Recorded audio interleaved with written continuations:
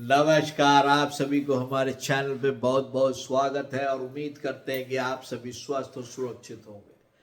किसी भी पार्टी का आगे बढ़ना या पीछे बढ़ना उसके पार्टी के सिद्धांत पर बहुत ज़्यादा निर्भर करता है और वह किस तरह से अपने कार्यकर्ताओं के द्वारा समर्थित होती है। और यदि हम भारत के परिप्रेक्ष्य में बात करें तो यहाँ पर कार्यकर्ताओं से ज़्यादा वोटरों का सपोर्ट की जरूरत होती है। और वोटरों में भी जो आज के दिन में जो तरीका चल रहा है वह जातीय चल रहा है। भारत में आज जातीय समीकरण, धार्मिक समीकरण, धार्मिक वोट, जातीय वोट यह पड़ रहा है, बल्कि इसके कि भाई उनको इस देश में क्या मिला क्या नहीं मिला, आय बढ़ी कि नहीं बढ़ी, रोजगार बढ़ा कि नहीं बढ़ा, ये एक सेकेंडरी मुद्दा हो गया है। और वह मुद्दे के पीछे सबकी एक ही राय है और वह राय है राजनीति। सबको गद्दी चाहिए, वो किसी भी तरह से चाहिए। और यह गद्दी का जो खेल शुरू हुआ है वह तब से हुआ है जब से कांग्रेस कमजोर हुई है और दिवंगत जो है राजीव गांधी जी का स्वर्गवास हुआ। उसके बाद से जब से सोनिया गांधी जी के पास कांग्रेस आई तब से एक पिट्ठू सरकार बनाकर पीछे से राजनीति और राज करने की एक रणनीति ने इस देश को बांट दिया। लेकिन इस सारे परिप्रेक्ष्य में कांग्रेस के अंदर जिस तरह से पक्षपात, भीतराघात और एक उनके ऊपर इल्जाम लगा भ्रष्टाचार का, और जिस तरह से उन्होंने सरकार बनाने के लिए, बस सत्ता में रहने के लिए दूसरी पार्टियों की सहायता लिया, वह कमजोर हो गई। लेकिन कमजोरी के पीछे का सिर्फ कारण एक ही था कि यह जो पूरी सत्ता है वह एक जगह पे रहे। तो कांग्रेस ने उस सिलसिले में 3 गलतियां की। पहली गलती यह थी कि सोनिया गांधी जी के अराउंड पावर सेंटर बना रहा।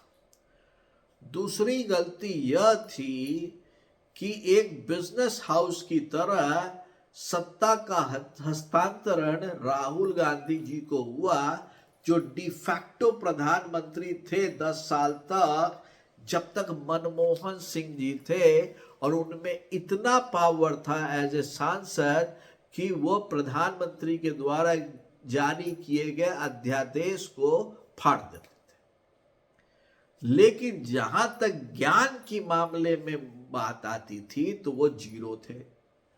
लेकिन तीसरी जो सबसे बड़ी गलती कर दी, वह गलती आज दिखाई पड़ रही है जब प्रियंका गांधी वाड्रा ने एज ए सांसद पहला स्पीच दिया। मैडम प्रियंका गांधी वाड्रा जी का जो भाषण था, मुझे लगा 10वीं क्लास का बच्चा भाषण दे रहा है। वही घिसी पिटी लाइनें, वही नैरेटिव, एक धर्म के प्रति पक्षपात जो बिना धर्म का नाम लिए दिख रहा था, और सिर्फ अपने परिवार के अराउंड बातचीत। और यह जो 3 कड़ियां हैं और जो 3 कमजोरियां हैं, यह आगे भी बने रहेगी, क्योंकि कांग्रेस की जो कमजोरी है कि वह इन कमजोरियों को छोड़ के अलग नहीं जा सकती है, क्योंकि जो अलग गए हैं उनकी हालात बहुत बुरे हुए हैं। गुलाम नबी आजाद जी हो या कपिल सिब्बल जी हो, हम लोगों ने देखा है। तो इनके अराउंड वाले ही करेंगे। लेकिन वह दिन दूर नहीं है कि अब विपक्ष के पास एक टारगेट नहीं, 2 टारगेट हो गया है, और वह दोनों टारगेट की जो राजनीतिक क्षमता है वो शून्य है। और यही आज मैं प्रियंका गांधी जी वाड्रा जी के भाषण सुन के मुझे दिखा कि राजनीति में जाके वोट मांग लेना एक चीज है, लेकिन राजनीति में अपने विपक्ष के ऊपर यदि हमलावर होना है तो आपको इतिहास का ज्ञाता होना चाहिए, आपको विज्ञान का ज्ञाता होना चाहिए, आपको इकोनॉमिक्स का ज्ञाता होना चाहिए। नहीं तो आपके सामने जिस दिन तगड़े नेता वापस में आपके भाषण का जवाब देंगे, आप एकदम गिर जाओगे।